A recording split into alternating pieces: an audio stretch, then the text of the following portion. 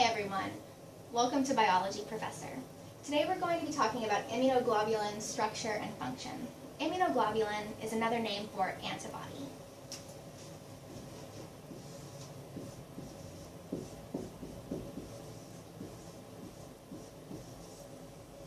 So we've all heard of antibodies as being really important components of the immune system. I have drawn an example of what an immunoglobulin or antibody looks like here. You can see it's a pretty complex molecule, so I'm going to try to simplify it.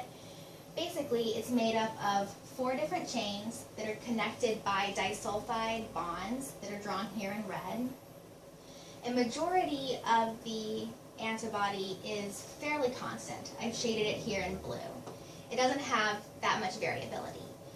On the other hand, these parts on the ends of the 2 arms that are shaded in green are highly variable.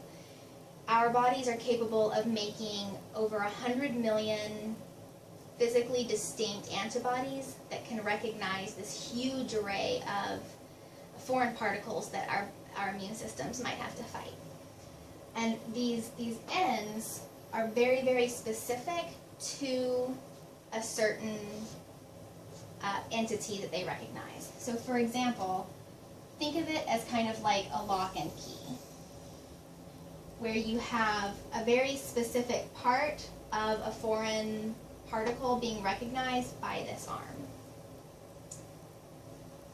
So now let's talk about the role of these antibodies in immunity.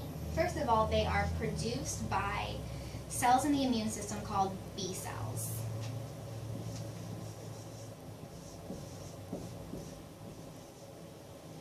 And they are specifically made to recognize antigens.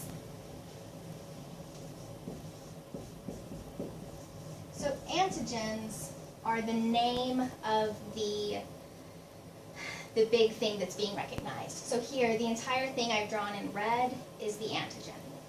The specific part of the antigen that is recognized by these antibodies is called the epitope.